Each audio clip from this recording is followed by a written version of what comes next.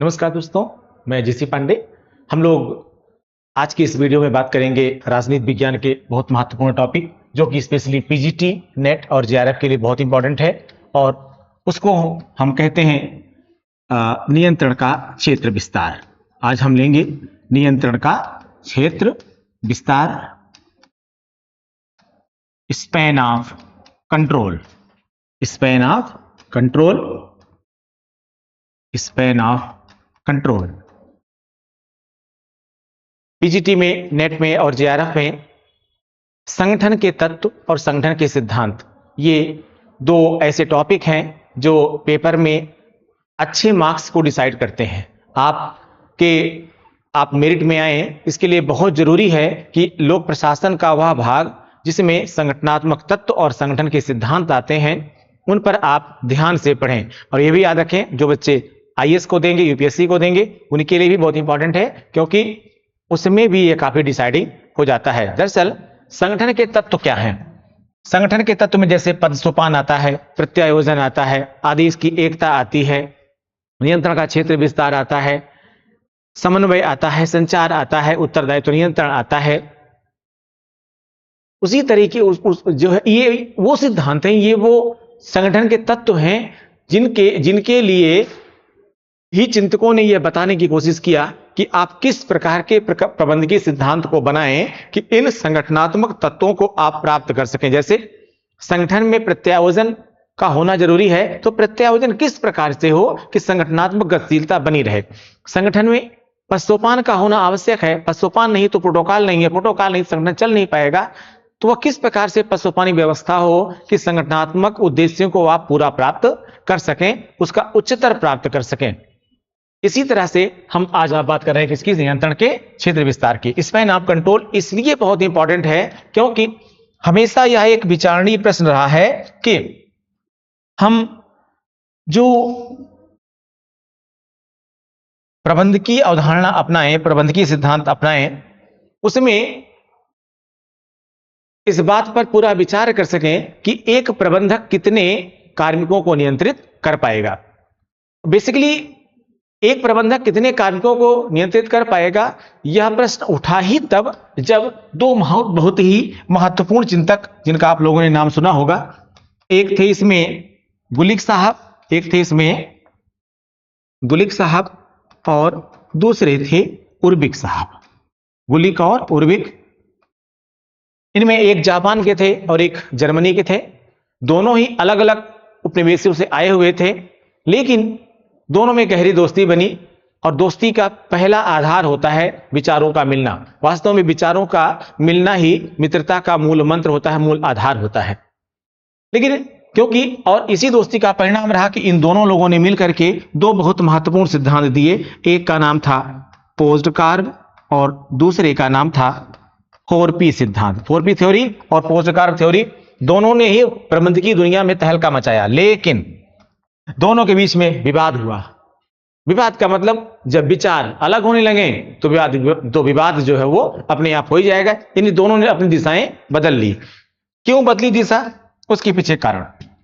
उर्बिक साहब ने एक सिद्धांत दिया अलग से, और उस सिद्धांत में इन्होंने कहा कि एक प्रबंधक अधिकतम 15 कार्मिक को ही नियंत्रित कर सकता है। एक प्रबंधक अधिकतम कितने? 15 कार्मिकों को ही नियंत्रित कर सकता है। वहीं पर जो गुलिक साहब थे, इनका विचार कुछ दूसरा हुआ। गुलिक साहब ने कहा कि एक प्रबंधक कितने कार्मिकों को नियंत्रित कर सकता है, वह पहली बात तो इस बात पर यह निर्भर करता है कि उसकी प्रबंधकीय योग्यता क्या है। ठीक है, यानी एक प्रबंधक कितने कार्मिकों को नियंत्रित करता है, सबसे पहला जो उसमें तत्व है वो यह है प्रबंधकीय योग्यता, कि यह उसकी प्रबंधकीय योग्यता है कि वह कितने कार्मिकों को नियंत्रित कर सकता है। लेकिन साथ में यह भी कहा कि प्रबंधकीय योग्यता के साथ साथ कुछ कारकों का होना जरूरी है। कुछ कारक का होना जरूरी है। कुछ ऐसे फैक्टर्स होते हैं, कुछ ऐसे कारक होते हैं जिनके आधार पर आप ये कह सकते हैं कि यह प्रबंधक कितने कार्मिकों को नियंत्रित करेगा। उनमें सबसे पहली बात आती है कार्य की प्रकृति की। किसकी? कार्य की प्रकृति की। वर्क का नेचर। दरअसल अलग अलग कार्य होते हैं तो अलग अलग कार्यों की प्रकृति भी अलग अलग होती है। कुछ कार्य सरल होते हैं, कुछ कार्य एक जैसे होते हैं, तो कुछ कार्य कठिन होते हैं। अगर कठिन कार्य है तो गलतियां भी ज्यादा हो सकती हैं। अगर सरल कार्य है, सिंपल काम है, तो गलती होने की संभावना भी कम रहेगी। तो अगर सरल है काम, आसान सा काम है, तो एक प्रबंधक कुछ ज्यादा कार्मिकों को नियंत्रित कर लेगा। लेकिन अगर कुछ काम कठिन है और उसमें माइनर मिस्टेक भी अगर मेजर इफेक्ट डाल सकती है, अगर छोटी सी गलती बड़ा प्रभाव डाल सकती है, तो जाहिर सी बात है कि प्रबंधक को वहां पर चौकन्ना रहना पड़ेगा। ऐसे में नियंत्रित होने वाले कार्मिकों की संख्या घट जाएगी। लेकिन अगर कार्य की प्रकृति सरल है, कार्य आसान है, तो नो डाउट नियंत्रित होने वाले कार्मिकों की संख्या बढ़ जाएगी। दूसरा इन्होंने कहा कार्मिकों की योग्यता। कार्मिकों की योग्यता, अब देखिए कार्मिकों की जो योग्यता होती है वह दो बातों पर निर्भर करती है। योग्यता दो बातों पर निर्भर करती है। एक तो उनका तकनीकी ज्ञान कितना है, तकनीकी ज्ञान कितना है, और दूसरा उनका अनुभव कितना है, दूसरा उनका अनुभव कितना है। अब तकनीकी ज्ञान, उनकी जो डिग्री वाली योग्यता है, प्रैक्टिकल का जो नॉलेज है, उनको जो उन्होंने काम किया है, जो थ्योरेटिकल स्टडी की हुई है, ठीक है, उसके आधार पर निर्भर करता है। ठीक है, तो उनको तकनीकी ज्ञान। लेकिन दूसरा अनुभव, कई बार क्या होता है अनुभव ज्ञान पर भारी हो जाता है। पर अनुभव की एक ड्रॉबैक होती है, एक कमी सबसे ज्यादा होती है कि अनुभव नई तकनीक के मामले में फेल हो जाता है। क्योंकि आप जानते हैं तकनीकी दुनिया में हमेशा चीजें बदलती रहती हैं।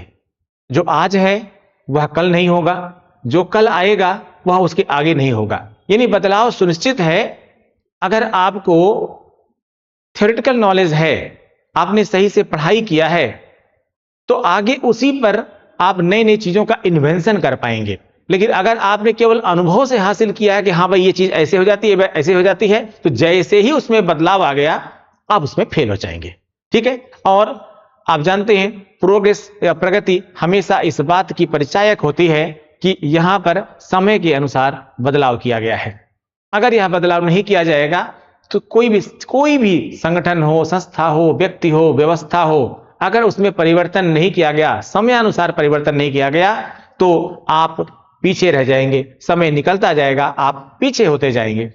ये एक समस्या होती है। अगर कार्मिक को तकनीकी ज्ञान है, अगर कार्मिक ऐसे हैं जिनको तकनीकी ज्ञान है, तो आप अधिक कार्मिक को नियंत्रित कर पाएंगे। कार्मिक अगर अनुभवशील हैं तो भी प्रबंधक अधिक कार्मिक को नियंत्रित कर पाएगा। लेकिन अगर उनका ज्ञान कम है, क्या कह सकते हैं, उनको तकनीकी ज्ञान सपोज दैट नहीं है, कोई अनुभव नहीं, अभी नए हैं, तो जाहिर सी बात है कि उन पर ध्यान देना पड़ेगा। तो ऐसे में प्रबंधक कम कार्मिक को नियंत्रित कर पाएगा। यानी अगर तकनीकी ज्ञान है, उनको अनुभव है, तो ऐसे में एक प्रबंधक अधिक कार्मिक को नियंत्रित कर पाएगा।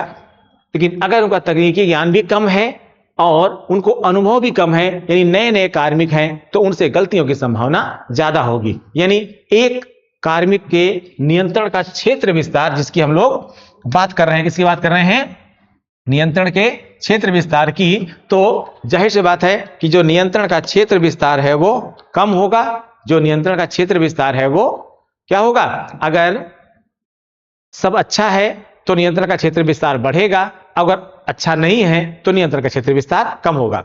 अब जो कारक प्रभावित करते हैं नियंत्रण के क्षेत्र विस्तार को, उनमें एक कारक और भी है जिसको हमने आपको आगे अभी पहले ही बता दिया था। क्या चीज, कार्मिकों का अनुभव। ठीक है, तो हम इसको, यानी इसको गुलिक साहब ने अलग अलग बताया था, लेकिन हम यहां पर थोड़ा सा और जिक्र कर दे रहे हैं कि एक्चुअली वास्तव में योग्यता में ही तकनीकी ज्ञान और अनुभव दोनों आ जाता है यहां पर। लेकिन उन्होंने एक अलग बात भी बताई थी, कार्मिकों के अनुभव वाली बात, और यहां मैं इसको अलग से बता दे रहा हूं कि अगर अनुभवशील कार्मिक हैं तो थोड़ी बहुत गलती को भी संभाल लेंगे। लेकिन अगर अनुभवशील कार्मिक नहीं है, कार्मिक थोड़े नए हैं, तो उनकी गलतियां जो है उनमें गलतियां ज्यादा होंगी। जैसे आप देखते हैं छोटे बच्चों को कंट्रोल करना मुश्किल होता है, 1 to 5th के बच्चों को कंट्रोल करना मुश्किल होता है। 6 to 8 के बच्चों को कंट्रोल करना आसान होता है, 9, 10th, 11, 12 के बच्चों को और आसान होता है, उससे ऊपर जाएंगे और आसान हो, क्योंकि उनमें समझदारी होती है, वे क्या करते हुए, यानी उन्हें कब कौन सी गतिविधि करनी चाहिए, क्या सही है क्या गलत है, उसको उनका ज्ञान होता है। छोटे बच्चों को कोई ज्ञान नहीं होता है, तो उनको वो तो बस जिसको मना किया गया वो गलत है, जिसको नहीं मना किया गया वो सब सही है, और क्या मना किया गया है ये भी कुछ देर बाद भूल जाएंगे। ठीक है। संगठन की आयु, क्या बताया इन्होंने कि संगठन की आयु भी नियंत्रण के क्षेत्र विस्तार को प्रभावित करती है। अगर संगठन पुराना है, अगर संगठन पुराना है तो थोड़ी गलतियां भी चल जाएगी, संगठन संभाल लेगा। लेकिन अगर संगठन नया है तो छोटी सी गलती भी संगठन के को जो आगे बढ़ने की उसकी रफ्तार है उसको गड़बड़ कर देगी। जैसे आप आप उस संगठन के प्रबंधक है जो कोई सामान बनाता है, अगर कुछ ऐसे सामान बने बनाए मार्केट में आ गए जो क्वालिटी टेस्ट में फेल हो रहे हैं और उनसे कंपनी की छवि क्या हो जाएगी, खराब हो जाएगी। लेकिन अगर कोई पुरानी कंपनी है, बड़ी कंपनी है, तो ऐसी गलतियां हो जाने पर भी कंपनी उन्हें सादर वापस ले लेती है और एक मैन्युफैक्चरिंग फॉल्ट बता करके और उसको चेंज कर देती है, अपनी इमेज को संभाल लेती है। लेकिन नई के साथ ऐसा नहीं हो पाता। जैसे कई बार देखते हैं आप कि कंपनियां नई नई गाड़ियां बनाती हैं, लेकिन गाड़ियों में कुछ मैन्युफैक्चरिंग फॉल्ट हो जाता है या जो नई तकनीक लगाई गई उसमें कुछ गड़बड़ी आ जाती है, तो कंपनी क्या करती है, अक्सर गाड़ियों को वापस बुलाती है एजेंसी में और फ्री ऑफ कॉस्ट उसको चेंज करती है। तो वो जो ये चेंज है ये वही है, एक तरह से उस गलती को सुधारना, फ्री ऑफ कॉस्ट सुधारना। लेकिन अगर वही गलती को छोड़ देती तो क्या होता, उसमें कमियां आती और उससे कंपनी की इमेज, मॉडल की इमेज और उस ब्रांड की इमेज क्या होती, खराब होती। जाहिर सी बात है कि अगर संगठन पुराना है तो ऐसे में उसके नियंत्रण का क्षेत्र विस्तार बढ़ जाएगा, लेकिन अगर संगठन नया है तो नियंत्रण का क्षेत्र विस्तार भी क्या होगा, कम होगा।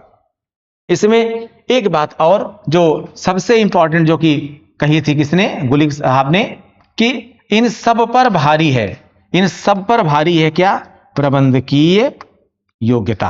क्या भारी है, प्रबंधकीय योग्यता। देखिए अगर प्रबंधक योग्य है, अगर प्रबंधक योग्य है तो चाहे वो राजनीतिक नेतृत्व हो, चाहे वो किसी संगठन का प्रबंधक हो, किसी कंपनी का सीईओ हो, ऐसा कभी हो नहीं सकता है कि संगठन में कोई गलती ना हो। यह प्रबंधकीय योग्यता पर निर्भर करता है कि वह उस गलती को कैसे छिपा ले, वह उस गलती को कैसे मरोड़ दे, या उस व्यक्ति को जिसने ऐसी गलती करी हुई है उसको किस प्रकार से दंड देने में आगे रहे और उसको कैसे लोगों के सामने प्रस्तुत करे, कैसे उसको संभाल सके। वास्तव में यही प्रबंधकीय योग्यता होती है और यह प्रबंधकीय योग्यता अपने आप में विशिष्ट होती है और इसीलिए मैकग्रेगर साहब इसको विशिष्ट योग्यता में लाते हैं और कहते हैं कि इस प्रकार की विशिष्ट योग्यता वाला जो कार्मिक होता है या इस विशिष्ट योग्यता वाला जो प्रबंधक होता है वह अपने आप में अभूतपूर्व होता है, अतुलनीय होता है और ऐसे प्रबंधक ही संगठन को आगे ले जाते हैं। आप देखे होंगे कई राजनीतिक नेतृत्व आपको देखने को मिलेंगे जिन्होंने संगठन के बहुत सारे लोगों ने गलतियां किया लेकिन उसको वो संभाल लेते हैं और संगठन अपनी रफ्तार से चलता रहता है। अब यहां पर एक बात और होती है कि संगठन कितना विस्तारित हो, संगठन कितना विस्तारित हो कि संगठन अच्छा काम कर सके। वहां पर एक अगर हम परंपरा के चिंतकों को लें तो उनमें एक नाम आता है फेओल का। और परंपरा के लोग जो है बड़े सख्त होते थे प्रबंधकीय तत्वों के अनुपालन के लिए। उनमें हेनरी फेओल की बात आती है। हेनरी फेओल साहब ये कहते हैं कि नियंत्रण का क्षेत्र विस्तार बहुत ज्यादा नहीं होना चाहिए। क्या कहते हैं कि नियंत्रण का क्षेत्र विस्तार, नियंत्रण का क्षेत्र विस्तार अधिक नहीं होना चाहिए, अधिक नहीं होना चाहिए। क्यों ऐसा नहीं होना चाहिए भाई, क्यों? ये कहते हैं कि अगर नियंत्रण का क्षेत्र विस्तार बहुत ज्यादा हो जाएगा तो प्रबंधक जो है वो संगठनात्मक तत्वों के अनुपालन पर पूरा ध्यान नहीं दे पाएगा और संगठनात्मक सिद्धांतों के अनुसार कार्य करेगा और इसमें ऐसे में प्रबंधकीय तत्वों के फेल होने की पूरी संभावना है, यानी प्रबंधन के फेल होने की पूरी संभावना है। समझ रहे हैं? ये कहते हैं कि संगठन जो है बहुत अधिक बड़ा नहीं होना चाहिए। लेकिन यहीं पर अगर हम व्यवहारवादियों की बात करें तो उनमें एक नाम आता है चेस्टर बर्नार्ड का। बर्नार्ड साहब ये कहते हैं कि संगठन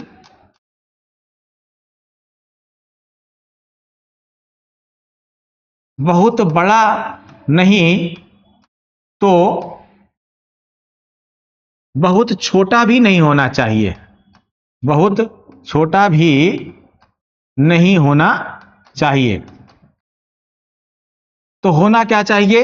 संतुलित होना चाहिए। क्या कहा इन्होंने? ना बहुत छोटा होना चाहिए ना बहुत बड़ा होना चाहिए संगठन, बल्कि उसको संतुलित होना चाहिए। कैसे समझिए, जैसे एक परिवार है, परिवार एक संगठन है और परिवार संगठन की सबसे छोटी इकाई है। अब वहीं देखिए, किसी के घर में मान लीजिए हस्बैंड वाइफ है, एक बच्चा है। किसी घर में दादा दादी भी हैं, हस्बैंड वाइफ भी हैं और 2 बच्चे हैं। तो इसमें होता क्या है कि मैंने कहा एक में हस्बैंड वाइफ है और एक बच्चा है। फिर हमने कहा कि दादा दादी हैं, हस्बैंड वाइफ है, एक बच्चा है। फिर हमने तीसरा कहा कि दादा दादी हैं, हस्बैंड वाइफ है, 2 बच्चे हैं। इन 3 हमने आपको यहां पर बताए। अब जरा तीनों में समझिएगा। जिसमें केवल हस्बैंड वाइफ है, एक बच्चा है, उसमें हस्बैंड की निगाह भी, वाइफ की निगाह भी बच्चे पर कुछ ज्यादा ही रहेगी। और ऐसे में बच्चा अपने आप को फ्री हैंड कई बार नहीं कर पाता है और अल्टीमेटली वो डिप्रेशन का भी शिकार हो जाता है। और कई बार तो वो खुद से डिसीजन लेने में ही अक्षम हो जाता है, और जब तक उसे कहा न जाए कि ये ना करो, वो ना करो, वो ना करो, यानी जल्दी वो अपनी उम्र से थोड़ा जो बड़ा होना चाहिए बच्चे को, वो थोड़ा देर में बड़ा होता है। दूसरा एग्जाम्पल जो मैंने दिया आपको, जहां पर दादा दादी भी हैं, उसके पापा मम्मी भी हैं और वो बच्चा है। यहां पर हम उसको नियंत्रित करने वाले 4 लोग आ गए। अब एक ही बच्चे पर 4 लोगों की निगाह है, जाहिर सी बात है यहां पर उसको फ्री हैंड होने में और समस्याएं आएंगी। तो एक नियंत्रण अच्छा है, देखभाल अच्छी है, पर बहुत ज्यादा देखभाल, बहुत ज्यादा नियंत्रण खुद की निर्णय क्षमता को कमजोर कर देता है, खुद की डिसीजन मेकिंग को कम कर देता है। और फिर अल्टीमेटली पता चला कि जो है बच्चे में जो मेच्योरनेस आनी चाहिए टाइम पर, वो नहीं आ पाती। वहीं मैंने तीसरी बात कही कि वहां पर दादा दादी भी हैं, वहां पर हस्बैंड वाइफ भी हैं और साथ में 2 बच्चे हैं। अभी जो 2 बच्चे हैं, इनमें दोनों बच्चे आपस में घुल मिल जाते हैं, आपस में एक दूसरे को पूछ पाछ के निर्णय ले लेते हैं। अकेले कहीं जा रहा है तो बच्चे को रोक दिया जाता है, लेकिन अगर दोनों बच्चे साथ जा रहे हैं तो ठीक है, जाओ तुम लोग देख लेना एक दूसरे को। तो ये थोड़ा सा फ्री हैंड हो जाते हैं, उन पर नियंत्रण थोड़ा कम हो जाता है, और ऐसे में उनमें जो एक व्यक्तित्व का विकास है वो ज्यादा अच्छा हो पाता है। कहने का मतलब हमारा यह है कि जो बर्नार्ड साहब कह रहे हैं कि संगठन अगर अब ऐसे इसी में 2 बच्चे के बजाय 4 बच्चे हो जाए तब क्या होगा? नियंत्रण थोड़ा कठिन हो जाएगा, नियंत्रण थोड़ा मुश्किल हो जाएगा। पर अगर वहीं पर 2 की बजाय 1 हो जाए तो क्या हो जाएगा? नियंत्रण कुछ ज्यादा ही सख्त हो जाएगा। तो होना क्या चाहिए? न 4 होने चाहिए न 1 होने चाहिए, बल्कि 2 यहां पर सबसे अच्छा रहेगा। तो इसीलिए बर्नार्ड साहब कह रहे हैं कि संगठन ना तो बहुत बड़ा होना चाहिए, ना संगठन बहुत छोटा होना चाहिए, बल्कि संगठन कैसा होना चाहिए? संतुलित होना चाहिए। अब यानी इस आधार पर आप कह सकते हैं कि ना तो नियंत्रण का क्षेत्र विस्तार ना तो बहुत ज्यादा विस्तारित होना चाहिए और ना ही बहुत कम होना चाहिए। लेकिन यहां एक बात और आती है कि दरअसल ये सिद्धांत अपने आप में ठीक है, जो बातें कही जा रही हैं बिल्कुल सब सही हैं, अब तक जितनी बातें कही गई सब सही हैं। लेकिन अभी मैंने आपको आरंभ में बताया था कि समय गतिशील अवधारणा है, समय परिवर्तित होने वाला कॉन्सेप्ट है, और जब परिवर्तन प्रकृति का नियम है तो संगठन में भी परिवर्तन होंगे। आज यातायात के साधन बदल गए हैं, संचार के साधन बदल गए हैं, यातायात के साधन और संचार के साधन इतने ज्यादा परिवर्तित हो चुके हैं कि अब एक ही संगठन की ढेर सारी इकाइयां स्थापित होने लगी हैं, संगठनात्मक इकाइयों में वृद्धि होने लगी। क्यों? आपको अगर पहले 200 किलोमीटर जाना था, 500 किलोमीटर जाना था, तो आपको सोचना पड़ता था। आज आपको 400 किलोमीटर 500 किलोमीटर जाने के सोचना नहीं पड़ता। क्यों? क्योंकि जाहिर सी बात है हाईवेज बन गए हैं, अच्छी सड़कें बन गई हैं, कहीं पर भी जाएंगे आप। पूरे विश्व की बात कर रहा हूं, यहां पर ये जो संगठनात्मक तत्वों को पढ़ा रहा हूं मैं, संगठनात्मक तत्वों का संदर्भ पूरे विश्व से है, केवल भारत से या किसी एक राज्य से नहीं है। तो अगर यातायात के साधन गतिशील हो गए हैं तो जाहिर सी बात है कि आप कई इकाइयों को एक साथ नियंत्रित कर पाएंगे। उन सबसे ज्यादा, और इसमें यातायात मार्ग और यातायात साधन दोनों अलग चीज है। तो मैंने यातायात मार्गों की बात की है। साधनों में गाड़ियां अलग प्रकार से आ गई, रेसिंग गाड़ियां भी आ गई हैं, आपके पास फ्लाइट की सुविधा भी है, कार की सुविधा भी है, अच्छी ट्रेनों की सुविधाएं भी हो गई हैं। बड़े लेवल पर देखेंगे तो बहुत सारी बुलेट ट्रेन चल रही हैं, बहुत जल्दी जल्दी से आप यहां से वहां पहुंच जाते हैं। यहां तक कि चाइना में देखिए आप, तो चाइना ने अपने आप को तिब्बत से जोड़ दिया, सबसे विश्व का सबसे ऊंचा रेल मार्ग बना दिया। लेकिन टाइम तो लगता है, लेकिन वहां पर इतना मुश्किल था पहुंचना सामान्य व्यक्तियों के लिए, उसको भी उसने आसान कर दिया। जापान की बुलेट ट्रेन, चाइना की बुलेट ट्रेन देखिए आप, 500 किलोमीटर की दूरी 1-1.5 घंटे में तय कर ले रहे हैं। अगर वहीं आपको 500 किलोमीटर हिंदुस्तान की ट्रेन से तय करना होगा तो टाइम ज्यादा लगेगा, कार से जाना होगा टाइम ज्यादा लगेगा, तो नहीं कंट्रोल कर पाएंगे उतना आप। लेकिन अगर ये सब बढ़ गई चीजें तो आप, यानी आप अमेरिका से बंदा फ्लाइट में बैठता है 7-8 घंटे में हिंदुस्तान पहुंच जाता है।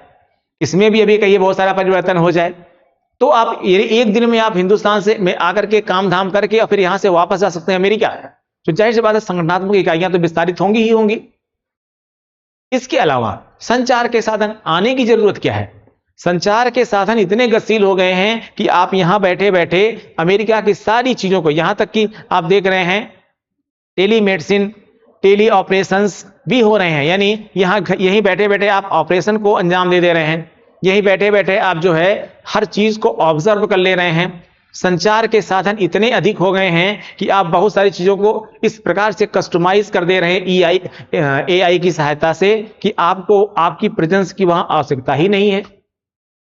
कई एआई के ऐसे सिस्टम आ गए हैं जो एक प्रबंधक के तौर पर काम करने लगे हैं, यानी टाइम टाइम आपको डायरेक्ट करेंगे, गाइड करेंगे, इनविजिलेट करेंगे, ऑर्डर करेंगे, रेगुलेट करेंगे, कंट्रोलिंग भी करेंगे, कमांडिंग भी करेंगे, कोऑर्डिनेटिंग भी करेंगे। जाहिर सी बात है संगठन की अवधारणा में बदलाव हो जाएगा, यानी जो संगठन का क्षेत्र विस्तार की समस्या आ रही थी उस संगठन के क्षेत्र विस्तार में, यानी जहां हमें कह रहे थे इस संगठन का क्षेत्र विस्तार कहां तक होना चाहिए, संगठन का क्षेत्र कितना विस्तारित होना चाहिए, उसमें आज अवधारणात्मक परिवर्तन हो गया है। यानी संगठन का क्षेत्र जो है विस्तार अब पहले से अधिक हो गया है और संगठन के क्षेत्र विस्तार की अवधारणा अब संचार के साधनों पर भी निर्भर करती है, यातायात के साधनों पर भी निर्भर करती है, यातायात व्यवस्था पर भी निर्भर करती है, तकनीक पर निर्भर करती है, प्रबंध की योग्यता पर निर्भर करती है, कार्य की प्रकृति पर निर्भर करती है, कार्मिकों के अनुभव पर निर्भर करती है और साथ साथ संगठन की आयु पर भी निर्भर करती है। Thank you.